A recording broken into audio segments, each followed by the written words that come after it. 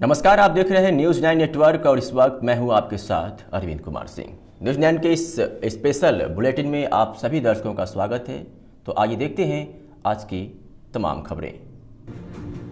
बलिया जनपद के बैरिया थाना क्षेत्र अंतर्गत टोला सिवन राय गांव में शनिवार रात एक दर्दनाक घटना ने पूरे इलाके में हड़कंप मचा दिया है। गांव के ही 9वीं कक्षा में पढ़ने वाले 15 वर्षीय छात्र गोलू यादव की कुछ दबंगों ने धारदार हथियार से हमला कर हत्या कर दिया।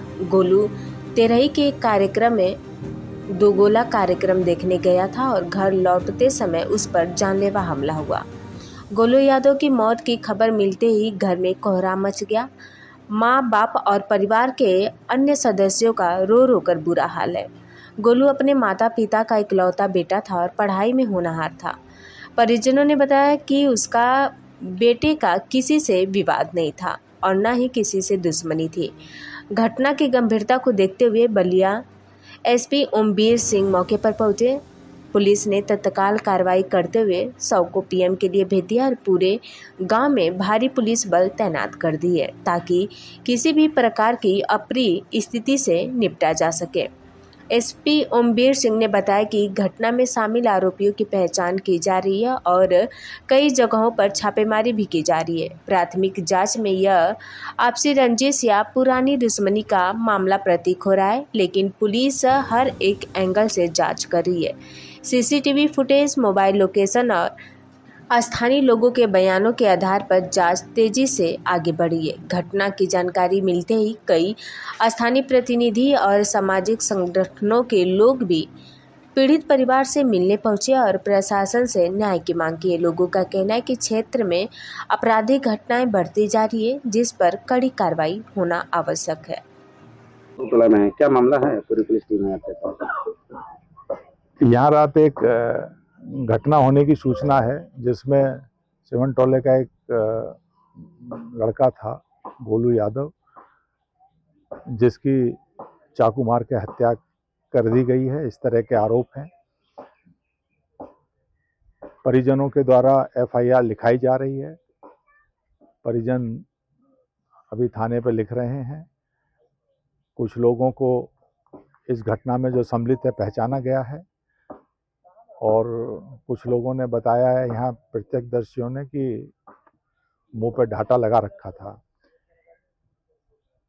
यहाँ पे जो रात जानकारी हुई है, एक 13वीं का कार्यक्रम था जिसमें आसपास के टोले के लोग खाना खाने के लिए आए हुए थे।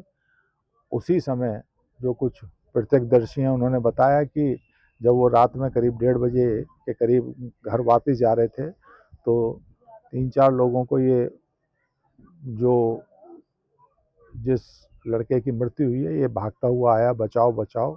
उसी में कुछ लोगों के द्वारा इसमें जो पहचाने गए हैं, एक बार तहरीर आ जाएगी तो स्पष्ट हो जाएगा। कोई हैप्पी और प्रकाश हैं, इनके साथी थे। अब इन लोगों के विरुद्ध जितने भी लोगों के विरुद्ध परिजन कहेंगे और जो भी लोगों ने देखा होगा, सभी के विरुद्ध कठोर धाराओं में मुकदमा लिख के और इन लोगों के विरुद्ध कठोरतम कार्रवाई की जाएगी। क्योंकि बताया गया है कि 1 साल पहले भी कुछ यहाँ पे इस तरह की घटना हुई थी और भी जो इस तरह के तत्व हैं, शरारती तत्व और आपराधिक तत्व इस क्षेत्र में, उनको भी आइडेंटिफाई किया जा रहा है तथा एक अभियान चला के इधर के जितना गुंडा एलिमेंट हैं सभी के विरुद्ध बहुत सख्त कार्रवाई की जाएगी। इस क्षेत्र के लोगों के लिए क्या संदेश देना चाहेंगे आप? क्षेत्र के लोगों से यही है कि क्योंकि दूरस्थ गांव है, जहां तक मेरी समझ में आया है बिल्कुल जंगल में बसा हुआ गांव है। यद्यपि ऐसे गांव में इस तरह की दुखद घटना नहीं होनी चाहिए, लेकिन कारण बहुत ज़्यादा स्पष्ट नहीं हो पा रहे हैं। जो लोग यहाँ पर उपस्थित हैं उनसे पूछा जा रहा है कि, लेकिन बहुत ज़्यादा कारण स्पष्ट नहीं।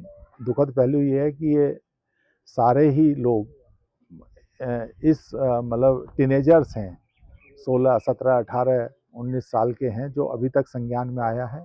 कोई अगर इनके पीछे कोई मास्टरमाइंड होगा तो उसका भी पता लगाएंगे। मेरा यही है कि जिस उम्र में ये लोग यहाँ चाकूबाजी कर रहे हैं, ये इनकी पढ़ने लिखने की उम्र है। पढ़ लिख के अपने कैरियर को बनाएं, राष्ट्र निर्माण में अपना सहयोग करें, ज़्यादा अच्छा है। इन आपराधिक कृत्यों में केवल जीवन बर्बाद होता है, इसके अलावा कुछ नहीं होता।